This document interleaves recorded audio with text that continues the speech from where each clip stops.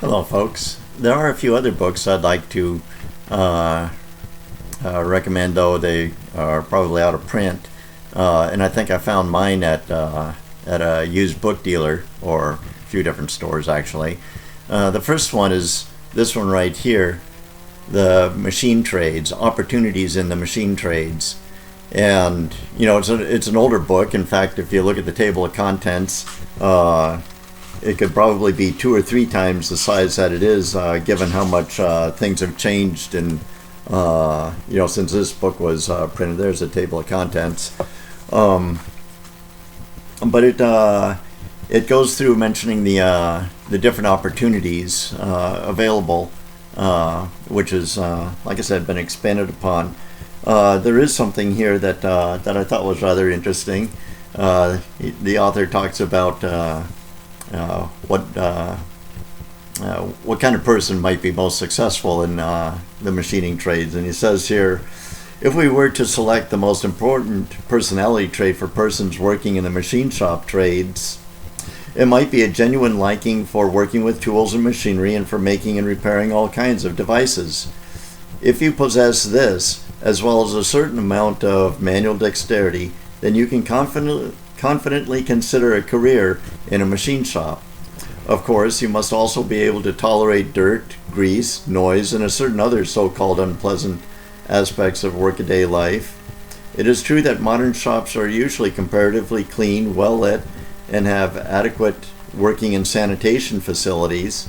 Still, a certain amount of dirt and noise is unavoidable. If you shrink from getting your hands and clothes dirty and greasy, and from occasional scratches, burns, and bruises, then perhaps a machine shop is no place for you. I would add to that, being here in Houston, air conditioning, because it's extremely hot here and humid. You've got to have a tolerance for certain things if you want to excel in something like this. But it does go into a brief introduction to different trades, and might still be in print, but there's probably better books out there that give you an idea of what things are available. Here's another one that I think is rather amusing. It's called the Existential Pleasures of Engineering, and I can't believe someone wrote a book like this, but someone did. And he goes into all the satisfaction you can get from becoming an engineer. Now, a machinist is not the same thing as an engineer, of course. I'm not going to confuse the two there, but there's a bit of overlap that I think is relevant to both professions. In particular, here's a passage I'd like to read to you, where the author is lamenting the decrease in contact with nature, which has been devastating.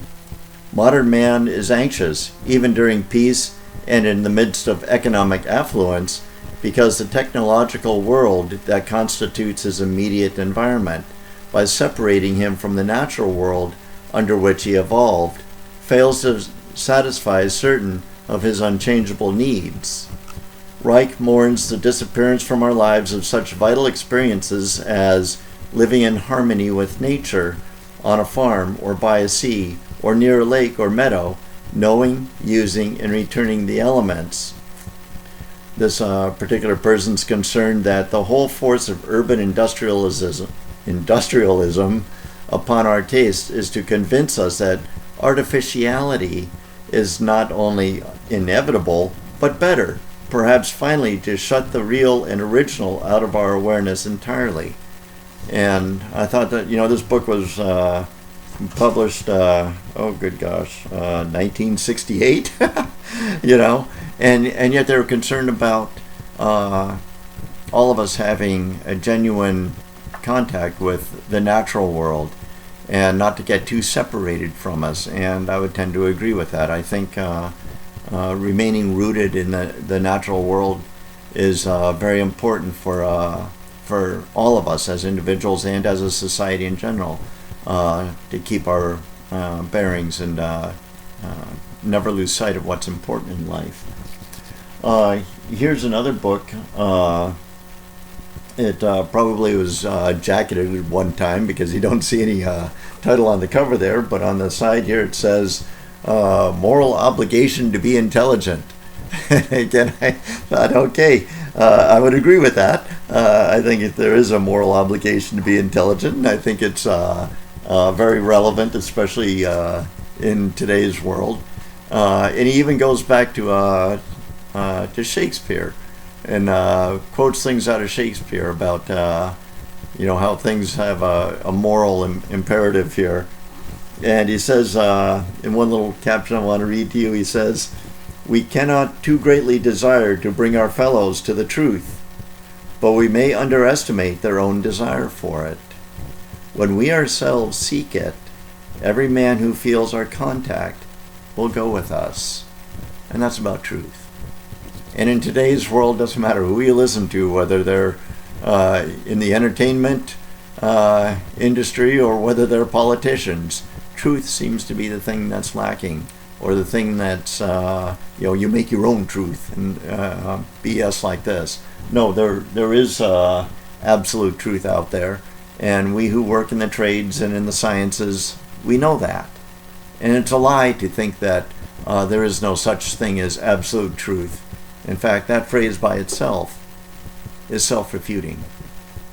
If there is no truth, then that statement is not true either, and thus we're living in a fantasy. Anyhow, we're getting a little philosophical here. Back to reality. Here's another book I'd recommend, because this is where a lot of manufacturing is at. It's what we call lean manufacturing. And there's a lot of books out there. I bought this one here because it's promoted by the Society of Mechanical Engineers. I think it's what SME stands for. I should have done my homework before I got into this video. But it lays out all kinds of things about lean manufacturing and, do this and do that, and your company will be good and great and all that sort of thing. But I would say that with the idea of lean manufacturing, some of the things that they espouse, it's a good thing to know about. It's a good thing to be familiar with. But it also, I think, in a lot of ways, it becomes a noose around our necks, ever tightening, ever trying to improve what is already at the limit of what's humanly possible. It used to be there's one man on one machine, for example. And when you went home at the end of the day, that was it. The lights went out and you went home. Well, we know what happened with World War II and such, Rosie Riveter and all of this, and the need to keep the machines operating round the clock. They needed a return on investment as fast as they could so they could buy the next thing and such. So that became more the norm. And then as things progressed, we got into well, first it was NC and then CNC, and basically computerized numerical control, where now you're running two machines. And not only are you running two machines, but the second and third shifts are also running the same machines. And now it's all about go, go, go, go, go.